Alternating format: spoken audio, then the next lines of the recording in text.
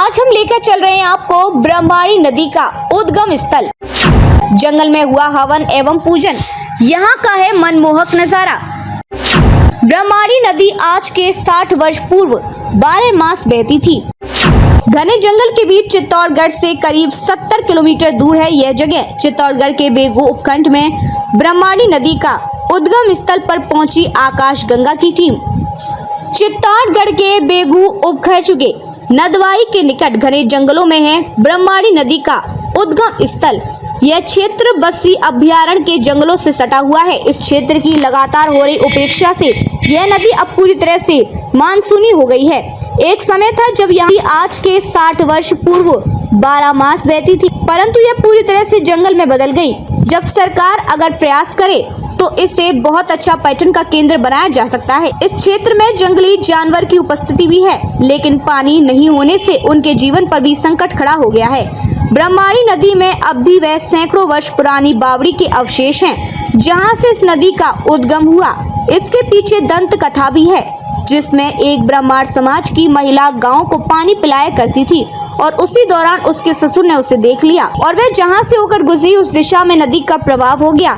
इस दौरान उस महिला के चरणों के निशान आज भी वहां पर देखे जा सकते हैं। ब्रह्मणी नदी के पुनरुद्धार के लिए कुछ सालों से कुछ लोग आए हैं। इनमें सबसे आगे है अरविंद कुमार भट्ट, जो पिछले 4 सालों से यहाँ पर हर गंगा दशहरा पर आकर पूजन एवं हवन कर रहे हैं। उनके प्रयास के बाद इसके क्रम में सांसद सीपी जोशी ने संज्ञान लिया और उन्होंने राय सरा को इस संबंध में पत्र भी लिखा है। इसके बाद यहाँ पर पिछले 2 पर्यटन विभाग के अधिकारी की टीम भी लग गई तथा सरकार को करोड़ों के प्रस्ताव भी बनाकर भेजे हैं। इसी के तहत रविवार को भी यहाँ पर कई लोगों ने भट्ट के नेतृत्व में हवन एवं पूजन किया है।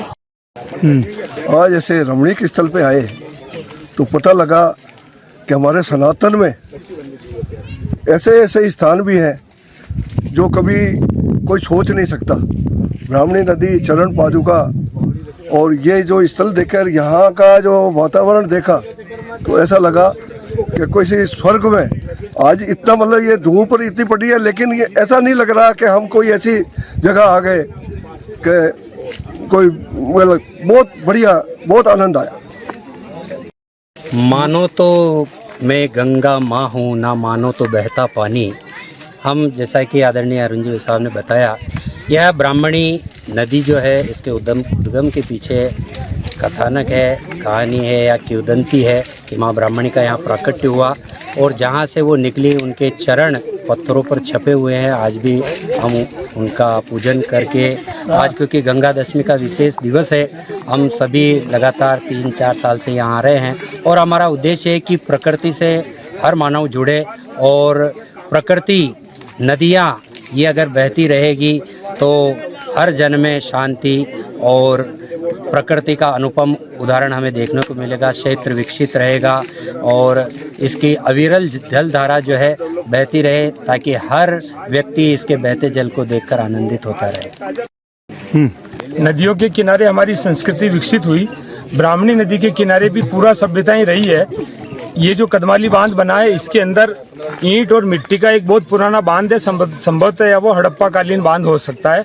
वैसी की वैसी ईंट बेगू नीलकंठ महादेव के आगे जो खुदाई हुई थी उसमें मिलती है।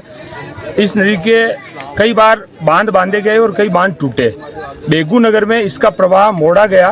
कहते हैं कि राव साहब ने बेगू में जो ब्राह्मणी बहती थी उसका भी वर्तमान मार्ग मोड़ा है। ये पूरा सभ्यता की थी। इस जंगल के अंदर बहुत बड़े तीर्थ स्थल हैं। आज ही किसी बुजुर्ग ने बताया कि महाराणा प्रताप ने जब निर्वासन किया था और अकबर से लड़ाई लड़ी थी तो यहाँ कोई किला बना कर रहे थे, वो भी हम आज देखने जाएंगे। वर्षों से हमारे यहाँ ब्राह्मणी नदी का बड़ा महात्म्य था।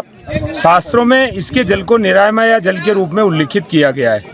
हमारे यहाँ 50 साल के करीब इसका जल सभी सामाजिक भोजों में अच्छे खाना बनाने के लिए लाया जाता था। नगर के अंदर सारे गंदे नाले और कचरे इस नदी में पड़ने से हमारी नदी जो है वो प्रदूषित हो गई है और वर्षा की कमी और अत्यधिक भूजल दोहन से जो नदी 12 मास बहती थी उसमें पानी की कमी आ गई। 2021 के कोरोना काल में कुछ मित्रों ने सुझाव दिया कि हमको ब्राह्मणी के उद्गम को देखना चाहिए। उससे ब्राह्मणी के उद्गम की यात्रा चालू हुई है, 4थी यात्रा है और हमारा ये मन है कि ब्राह्मणी शुद्ध हो, इसका सौंदर्यीकरण हो और इसका प्रवाह अविरल बना रहे। इसके प्रवाह के लिए वन क्षेत्र में कुछ बांध बन सकते हैं और इस नदी के और सहायक नदियों पे 4 बांध बने हुए हैं, कदमाली, डोरई, जलसागर और राजगढ़ का तालाब।